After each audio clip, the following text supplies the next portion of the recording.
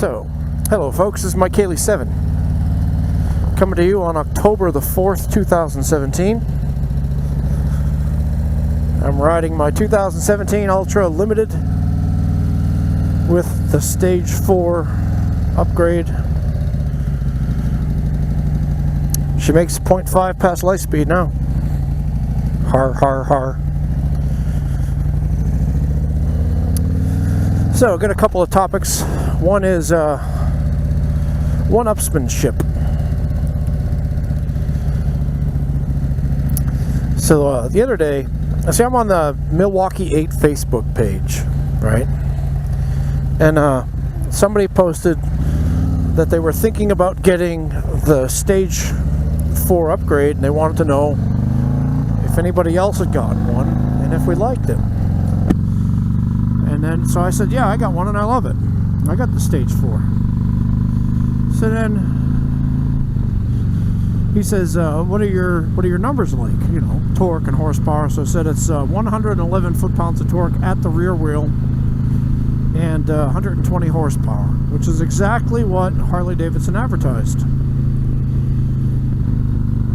And so, of course, somebody else gets on there and says, just go with the Stage 3, dude, because I have 118 foot-pounds of torque and 130 horsepower with a Stage 3, and it's a lot cheaper than a Stage 4 like what Michael Jones got.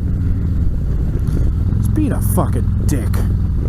No matter what you do, you know, there's always somebody they're gonna try to one-up you.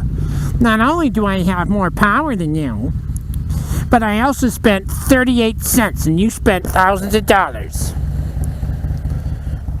Fucking dick. I can't stand when people do that. No, I don't believe the dude. I really don't believe him. Half the people say what the torque is at the crank, which is a high number, and the other half say what the torque is at the rear wheel, which is a lower number. So you can't really trust it. And he was using an aftermarket tuner. So if that tuner messes up his engine, and Harley, you know, if the engine blew, Harley would immediately say, that's because of that tuner. So it's not covered. Mine is completely covered because I used all Harley stuff except for the exhaust, which I suppose I could get screwed on. So yeah, I can't stand one-upsmanship. It just pisses me off. Alright, now I'd like to do a shout out to Moose3971. And he was talking about, what was he talking about now? Whether or not life has changed you. And I think I did this topic already, but I'll kind of go into it a little bit here. Yeah, life has changed me. It'd be a pretty sad thing if it didn't.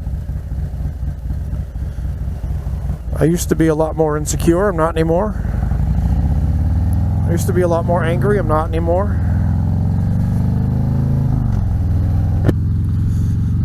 And I'm happier now than I was. So yeah, I think life has changed me for the better.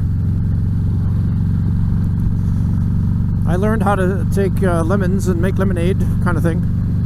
You know. Oh, what's this? What's this? I see flashy lights. So, yeah, there's that. Now, what Moose was talking about something else now. Moose is considering buying a new motorcycle at some point in the next year or two. Trading in his one of his bikes, probably the Trophy. And it made me think. If I were going to trade in and get a completely different brand of bike, what would I get? I guess it would depend on what I wanted to do with it. You know, if I wanted to tour, I'd lean more toward a BMW or a Goldwing. I know that's blaspheming for Harley riders. But like I said, if I was going to go outside of Harley, that's what I would do. Not that I'm going to go outside of Harley ever, because I just like the bikes too much. But if I had another touring bike that wasn't a Harley, then maybe I would do a a Gold Wing or a BMW, whatever they are.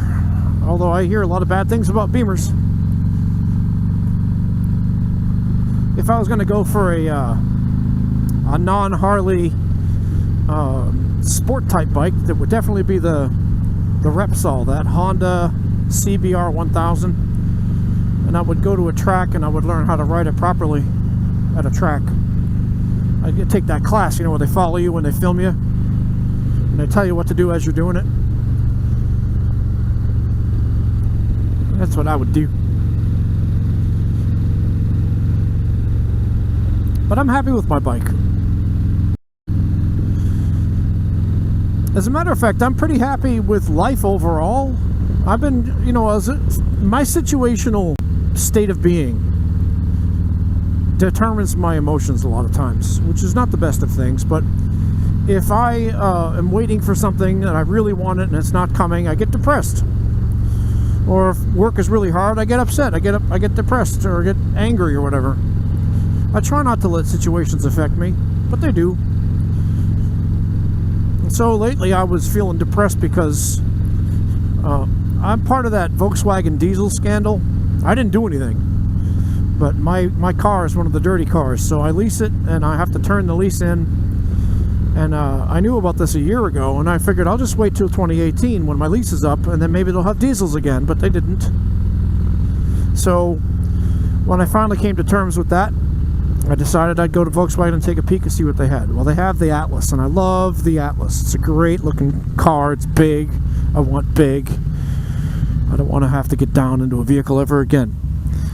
So I decided I want to get one of those. Turn in my Jetta and get an Atlas. And apparently they're on back order because they're so popular with people now. No turn signal, dick.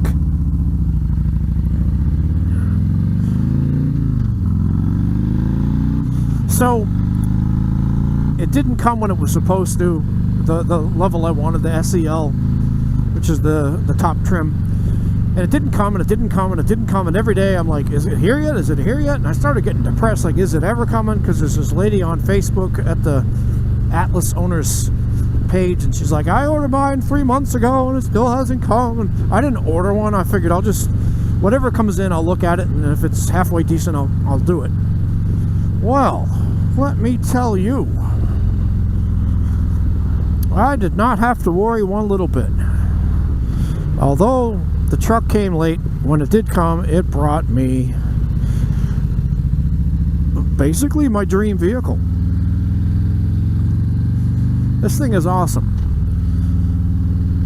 It does everything but bake your bread and cook your eggs. I mean, it's just incredible. It steers itself on straightaways between white lines, and not all the time, but it keeps you in the lane so you can technically take your hands off. It keeps the distance between you and the car in front. It does all the modern stuff that a crossover SUV should do nowadays. And it does it very, very nicely. And it has the most cubic feet of cargo space of any crossover SUV in its segment. 96.8 at least. So, with no further ado, take a look, folks. Here is my new vehicle, Miss America. Here she is.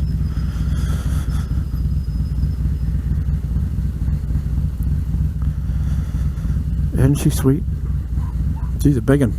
She's a big one. People, oh, it looks boxy. Yeah, boxy but good. All right, Mike Kelly 7. Bye.